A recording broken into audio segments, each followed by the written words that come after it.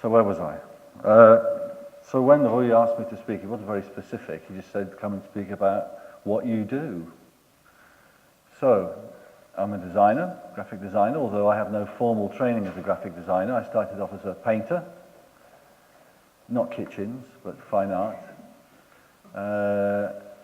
And I'm an educator as well. I run the MA in Communication Design at ISAD. I curate exhibitions, I write. I cook a mean tuna pasta, it's really good. Actually, the other day, when it was before he asked me, I just out of interest, I went through my archive to have a look at how many books I've designed since I've been here. So about 150 books. That's a lot of paper. And I wish I was paid by the kilo, because I'd be a rich man if I was. So what I wanted to do today is talk a little bit about process, because that's really what I'm interested in. I'm interested in process. I'm interested in making things, in objects as well, but it's the process of things that really fascinates me. How we do what we do. How do we get there? What ideas do we have? What are we trying to pursue? And I'm also going to talk about a few projects as examples of that process, if you like, and then we're going to finish with a little film and some music. So I wanted to start by saying that, to talk about the process that we're involved in as designers. I mean, how many designers are there in the room? They're all at the front. Okay. So, I mean, as designers, we're given lots of stuff, okay? The clients give us lots of stuff. And this process that I'm describing relates to graphic design in general, but it relates specifically as well to book design. So when I say stuff, what I mean is, like, you know, from the client, so you get this bunch, you get all these CDs and DVDs with all this stuff and shit on them. I say shit in the best, nicest possible sense of the word shit, of course, right? I'm just talking about the variety of stuff. And then you get, you know, like, people don't use these anymore, like negatives and stuff, right? And then you get architectural plans, you know, and, you know, the difference in scale of all these things. There's more plans here, right? Even more plans and more drawings and stuff. What else have I got here? Okay, you know, maps, original photographs here, he said, dropping them on the floor. All right, so you get lots of images. They come to you in all sorts of different ways, in different formats, in different sorts of quality. Some of them are great, some of them are really shitty. All right, more photographs here. You still get stuff like this. Of course, you still get slides and stuff. And then you get this, of course, manuscripts. Okay. So you get all this text, and this text comes in different forms because it's full of stuff. It's full of notes, right? And it's got biographies, and it's got tables and stuff, and then you get all this stuff. So you get all this stuff, but you get more, because this is just the physical stuff. You get other stuff too. Stuff that I can't bring here because it's not physical and it's not tangible, so I bought it in the form of cups, okay? So you get things like, and this comes from the client, needs, okay? You get ambition, desires, all sorts of desires, some nice ones, expectations, oh, I lost my needs, objectives, aims and objectives. Now, and these things are as real as any of this stuff that you get. Right? These are the things that you have to follow to create something. And then we move over here, and we've got these rather sinister-looking characters here. The public, right? The client. Now, sometimes as a designer, you might not even get to the audience. You just get to the client. Okay. So our job, we're involved in a process of transformation. And what we're doing is we're creating an interface between this stuff and these people here. And the interface is this. In this case, it's a book or books, okay? But it can be anything for a designer. It can be an exhibition.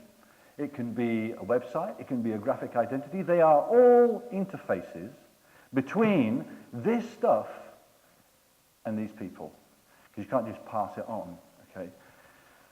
And the way that we do this is absolutely fundamental, because if you give all this material to 10 different designers, they will all come up with different stories.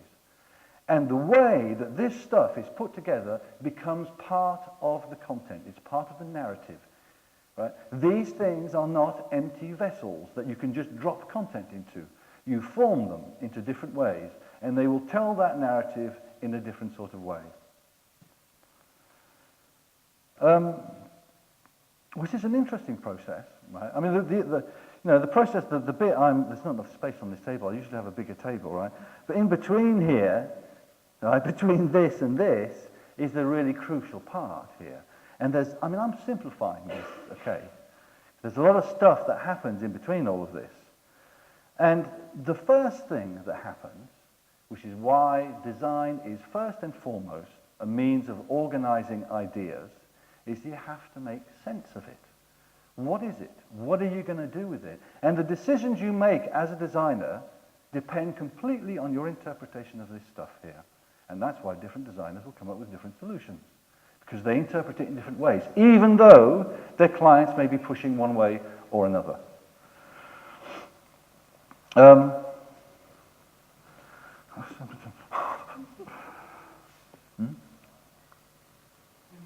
Okay.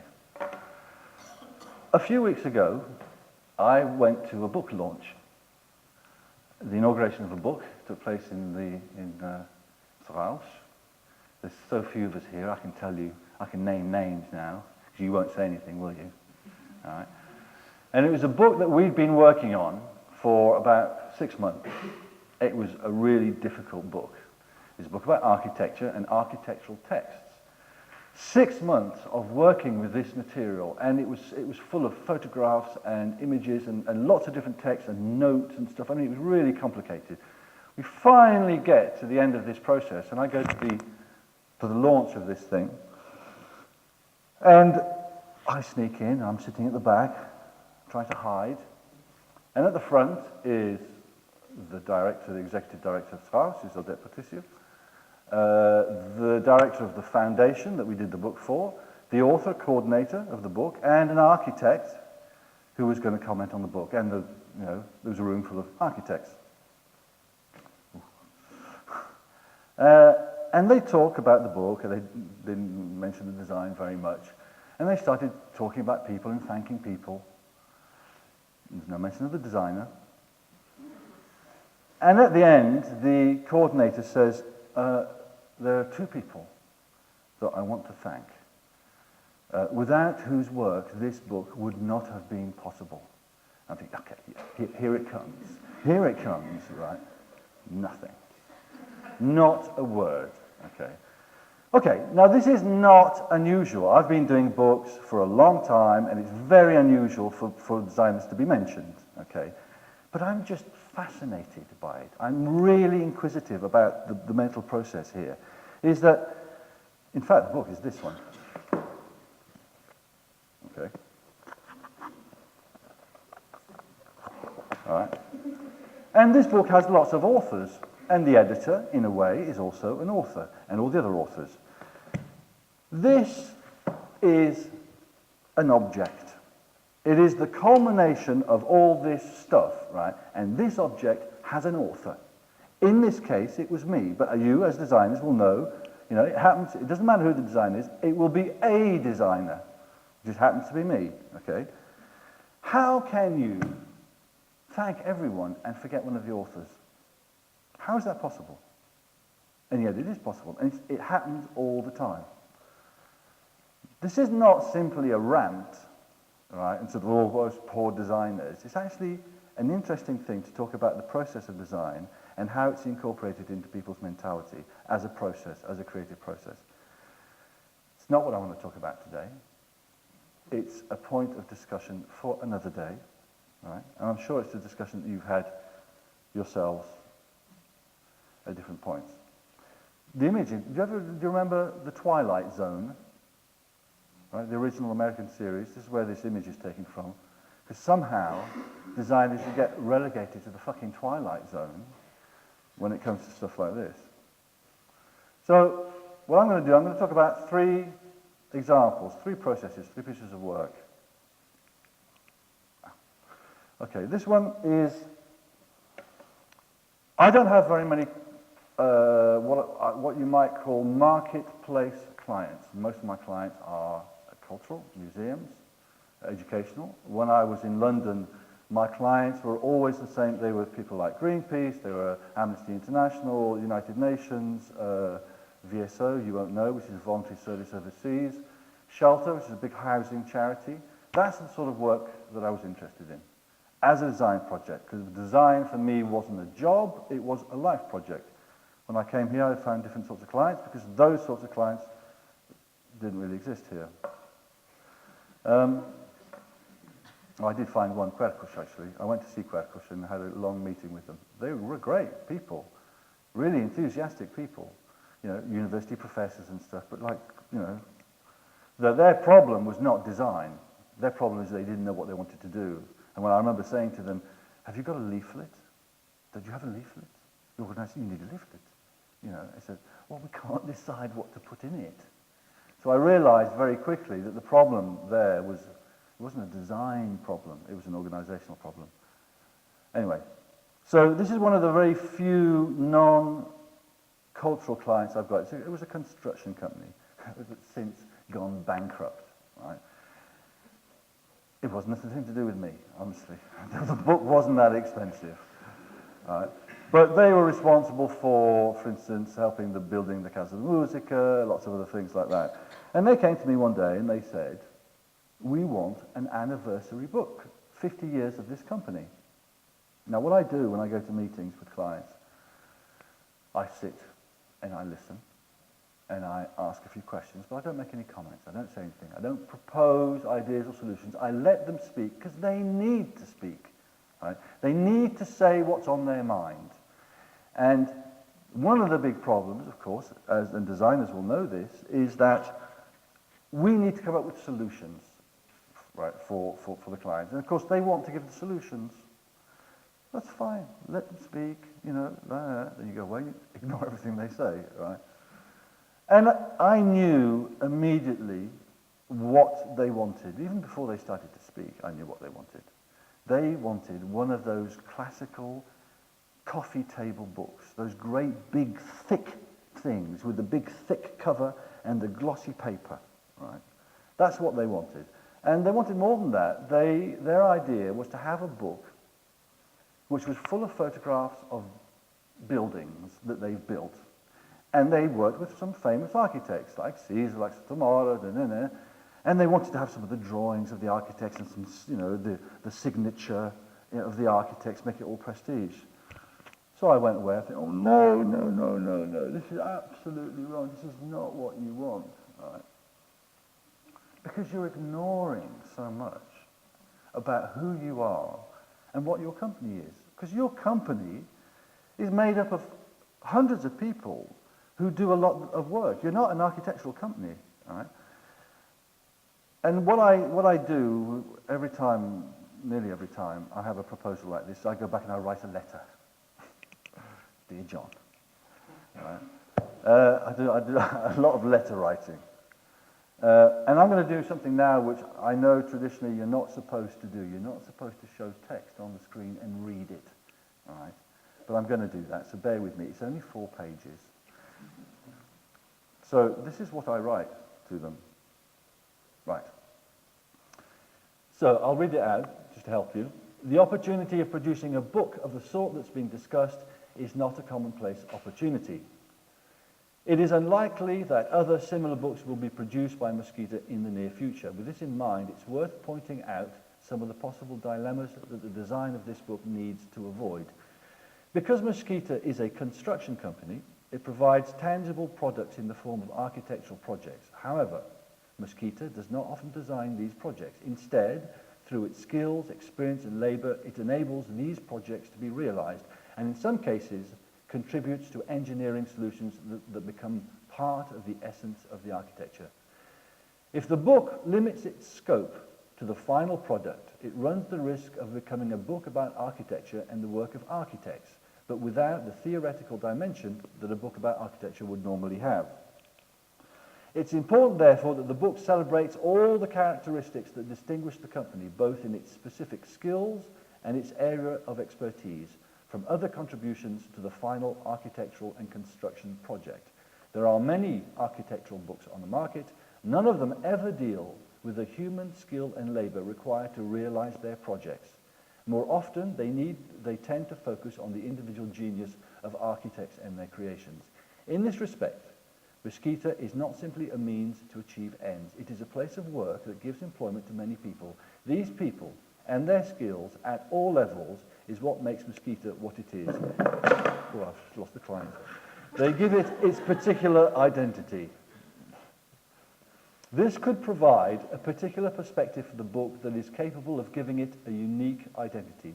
It's based on the idea that construction involves a process and not simply an end product. The nature of that process, both material and human, is a potential source of real interest. Whammy. In practical terms, the book we are discussing is a picture book, and the principal design task is one of picture editing. The central question is, what story does it aim to tell? Personally, I believe that a book about final products is a wasted opportunity. The alternative is to include a strong element of what might be described as social documentary photography. It's true that people enjoy looking at beautiful pictures of fine buildings, but we also find great interest in looking upon other people and their experiences. This is so because by looking at others, we often learn about our own condition. To be clear, the photographs I'm referring to are not simply photographs of varying stages of the construction process. They must also deal with the human involvement in this process, which can take the form of portraits of some of the many people that work for Mesquita and the skills and jobs they represent. It is this, I believe, that will give the book the... Okay. So, and you know, this is about, like, you know, when I talk about interpreting content, is that as a designer, you shouldn't simply go about doing what the designer is, what the client tells you. Our role is to go back to the beginning and then work forward from there with them to find what the solutions are. So a client may say, we want a poster, and you say, all right, let's have a look at that. Maybe you do, maybe you don't, maybe you need something else. And that's happened with me lots and lots of times. And the problem for designers is that we are brought into the process too late. They've made all the decisions, and now it's like, okay, now we need someone to make it look nice. That's not what we're about, okay? So what I did is I visited lots of places. I went to construction sites. They were building the new place in IKEA, not the one in Lessa, but another one. And I was just amazed. I was just amazed by the place, by the mud and the rain and the trucks. The trucks had massive giant wheels, and the workers and the women who worked in the kitchen. And then I went to their offices and I saw the storerooms full of nuts and bolts. I love those places. I just love those places full of boxes and stuff you don't know what it is. I think it's great. And all this stuff was being thrown away by them because they wanted to do these lovely buildings. So that was the project. I worked with Luis Ferreira Alves, who's a great photographer in terms of architecture, but not so good in social documentary. So he was actually very nervous about that. So I worked with him and art directed that. And we created this book, which was, okay, it was essentially, it was thick as a brick, right? And it was about the people. So it included, for instance, and these are photographs I took, just going around the places and just taking photographs of stuff in their offices, right? The guys, the people who work there, I mean, these are real characters, these people, right? And for a designer, all the textures and the stuff in these places, this is what the celebration should be, right? These guys who'd worked there for years and years. This is the sort of place I love. You know, I love going into these places. That's why I love Rua da Almada and going in all those shops. I don't know what it's for, but it's great. Right? So these huge trucks. I mean, I haven't got that many photographs here, but you know, all this colour and texture. I made a film. I was going to show it. I forgot. At the launch, it was in the Casa de Musica of the book. We made a film with great soundtrack of thunder and rain and materials and people working. And the engineers came to me afterwards. It's wonderful. It's wonderful. You know, we've never seen anything like this, because as engineers, it's always about the architecture. And look at these guys. Look at this. So the book is split into two parts. This first part of the book deals with all this, the colour, the texture, the materials, the people. The second part is more calm. It's the buildings. I mean, I couldn't not put that in. It has to go in. So these are very clean, quiet, still images. There is no text at the beginning of the book. It's all at the back, printed on a different stock.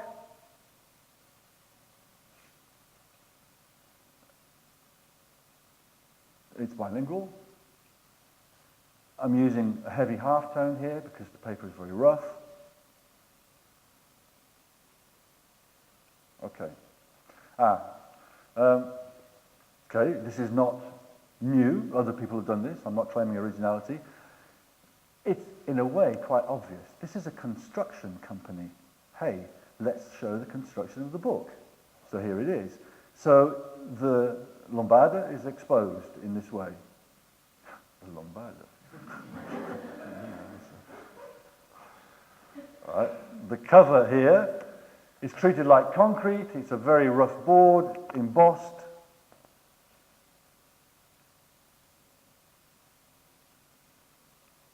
And there's the final book. Completely different from what they expected. They were expecting that coffee table book, and they got this, but they loved it. And I have to say, remind you, you probably already know, there is no such thing as good design work, even if you don't think this is good, without a good client. It's fundamental. Because in the end, they could have just said, piss off, we want a coffee book. Right? But they didn't. They actually opened up to it. They actually got very excited. And that's one of the great rewards about what we do, is the excitement that that generates in people we work with. It's happened to me lots of times when people have, you know, have been bored with stuff, and then suddenly they get really excited. Okay, this was a book for Joanna Regel, painter. Let me try and remember how this goes together. Okay, so the idea behind this is there is actually a very strong logic behind the creation of this book, which is that, although I haven't got that many photographs, is one of the problems in catalogues is you never know what the size of the artwork is. It's happened to me lots of times. I've been working with an artist, with the work, and I reproduce the work, and then I see the real thing in the museum, and you know, it's this big. I thought it was this big, or the other way around. Even though you have the dimensions written down there, okay, it's still difficult. So what happens is at the very beginning of the book, there is a photograph that I had made of Joanna sitting in her studio, right? And she's sitting in front of one of her paintings. Her paintings are all the same size, big, like this. And she's sitting in front of that painting, right, to get the human scale. And every painting in the book is reproduced at exactly the same scale and the same position as it is in that original photograph. So when you go through the book, you know how big it is because you've seen her sitting in front of one of them. So the essence of this book is her work. So they are presented uninterrupted on one side of the book, just the painting, that's all the way through. The text is something else. The text is not her work, it's somebody else's work. It's someone's interpretation of her work.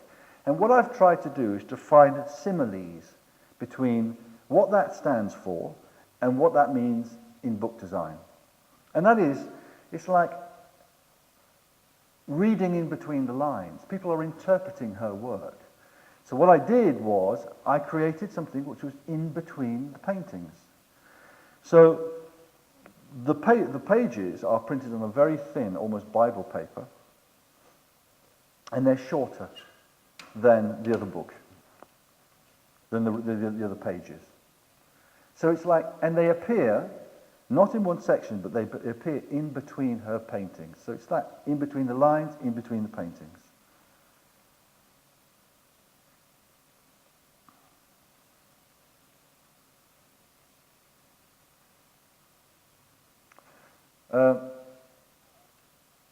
So her name is cut out, right? She appears within this entity, and so her name is seen through this. But also what happens is that, again, trying to find similes, the organization that gives her work abrigo, shelter, if you like, is the Câmara de Matosinhos. Okay, so what's the equivalent of that support in terms of book design? It's the cover. That's what goes around the book. Okay, so the text of the president of the Câmara de Matosinhos and the Vereador de Cultura, the idea was to have their work on the outside going around her, right, going around the book. It didn't work because they said, oh no, we can't have that because they always appear on the inside. So in the end I took a text from Joanna and wrapped it round. So you can see at the bottom, you can't see it very well, but actually the text goes all the way round the book.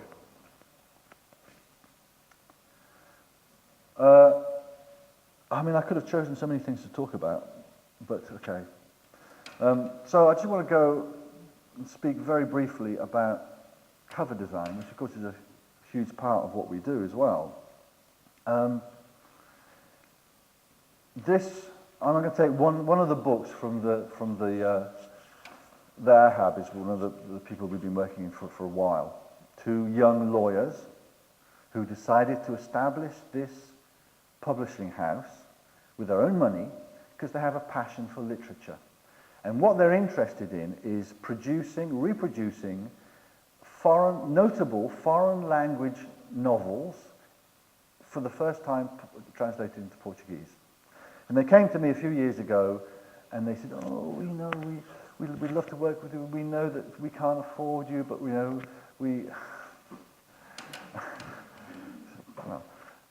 but we'd love to work with you. And they seemed very enthusiastic. I thought, oh, okay, let's do that.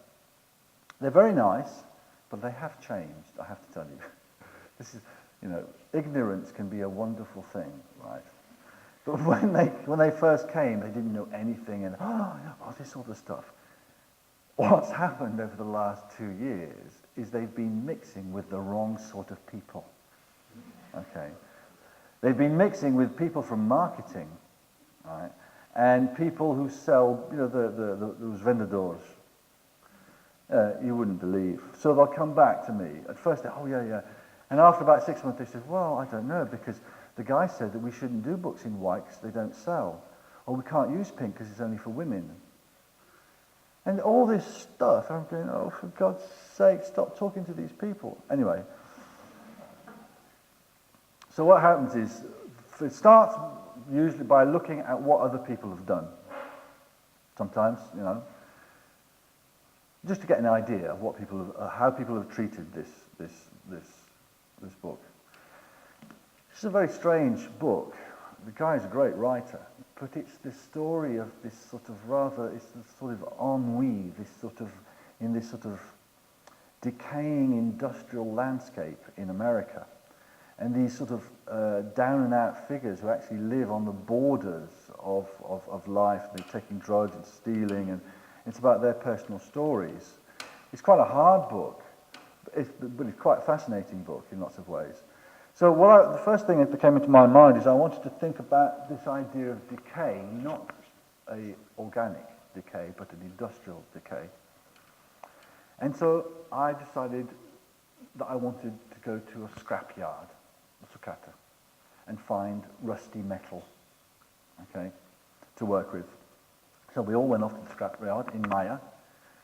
These guys looking at us like, what do you want? We want some rusty metal. What for? Some books. I mean, it's like, so and they let us loose, and this place is huge, mountains of scrap everywhere, metal. And they said, listen, when you've found what you've got, what you want, give us a call, and we'll come and get it in a forklift truck. Because that's what happens there. People go there and they buy 3 tons of scrap metal, right? So off we went, picking up little bits of metal and stuff with our gloves. We had a box like this of metal. We're ready. Okay. And this guy sent a forklift truck. It was like, whoa, like this. So he puts it on. He actually put it on the forklift truck. Right. It goes off into another room, and they weigh it on these big scales, right? Because they take tons of stuff. And this guy's looking at the scales, going, 3 euros. Thank you very much. Okay. So we took it all off, and we're working in the studio, and we're actually working with this stuff and trying to do stuff with it. I start off by doing little drawings of what I think we could do. Okay, just bending, just playing with stuff. Using this bent metal here, which we didn't use in the final cover, even though I quite like what we were doing with it. Start to cut stuff up.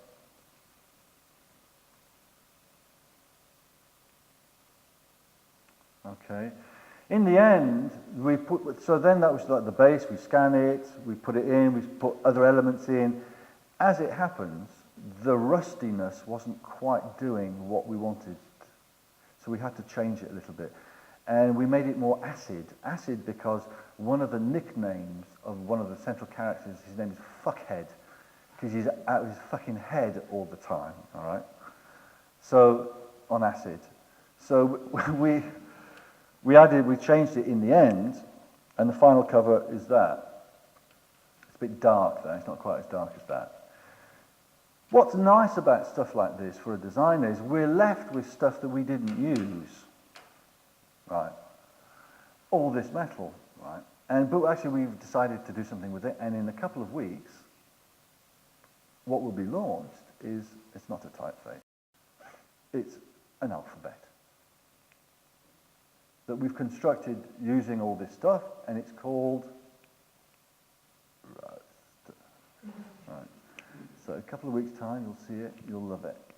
I don't know what you're going to do with it. You can't do anything with it. That's about it, actually. What I've got now is... What have I got? Oh, no. Okay, so these are some of the other covers. Some of them I like. Some of them I don't. You know, you have to assume, when designers show their work, you assume that they like everything they show. Of course, they never show you the shit stuff that they really don't like. But I'm my own worst critic when it comes to the work in the studio. And there is some stuff I like, and other stuff I go, could have been better. There's a story behind every one. It's not accidental, right? I mean, this guy, here, for instance, if you ever read this book, this guy's crazy. I mean, this guy sits in a hospital. I mean, the writer's crazy, but he sits in the hospital, and his writing style is a continuous stream of consciousness. Right? I mean, there's hardly any sentences, paragraphs in there. It's just continuous stuff, right? And he sits in his hospital bed, and his head is all over the place, and he cuts stuff out of newspapers, and some of the sentences don't even finish. He'll come to a part in the sentence, and then he'll go off on something else, right? So this is this idea of this sort of manic. So I sat there in a rather manic way, because this is actually very small, the original, right? I sat down with a knife and tweezers, and I was starting to go a bit funny.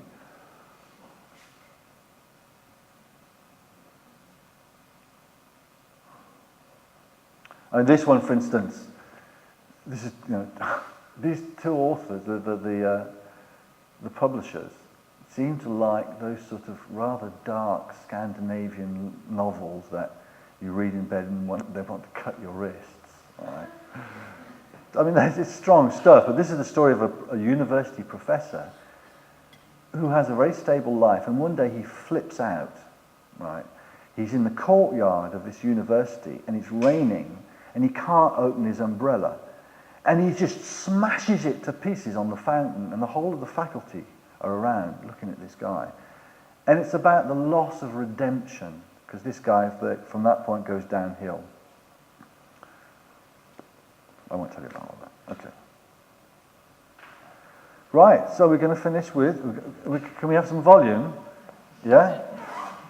Is it on full here? What do you think? Yeah? Ooh. Okay.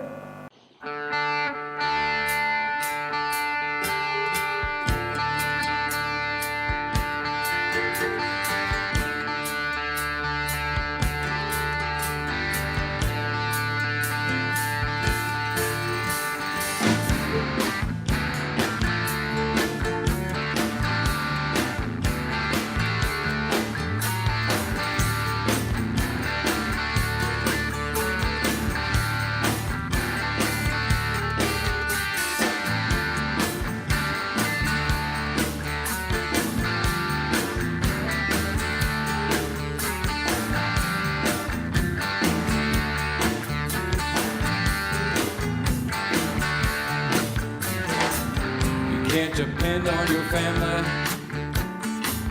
You can't depend on your friends. You can't depend on a beginning. You can't depend on an end. You can't depend on intelligence. You can't depend on God. You can only depend on one thing. You need a busload of faith to get by. Watch, baby. Busload of faith to get by. Busload of faith to get by. Busload of faith to get by. Need a busload of faith to get by.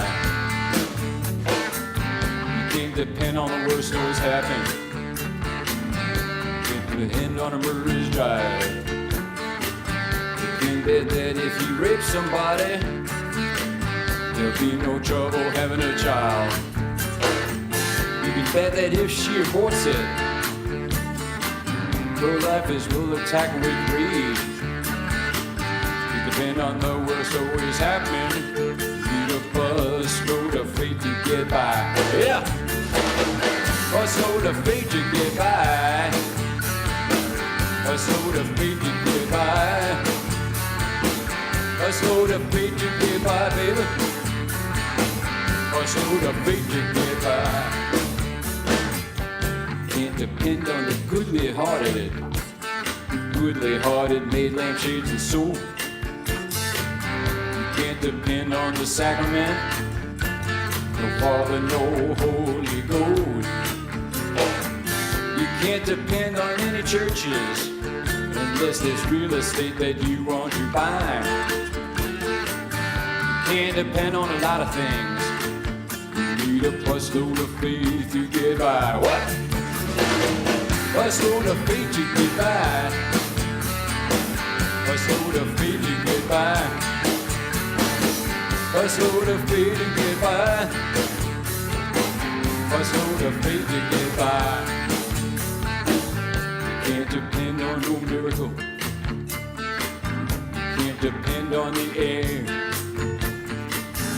Can't depend on a wise man. Can't find them cause they're not there. Can't depend on cruelty. Crudity of thought and sound. Can't depend on the worst always happening. You need a busload of faith to get by. Busload of faith to get by. Busload of faith to get by. Busload of faith to get by. Busload of faith to get by.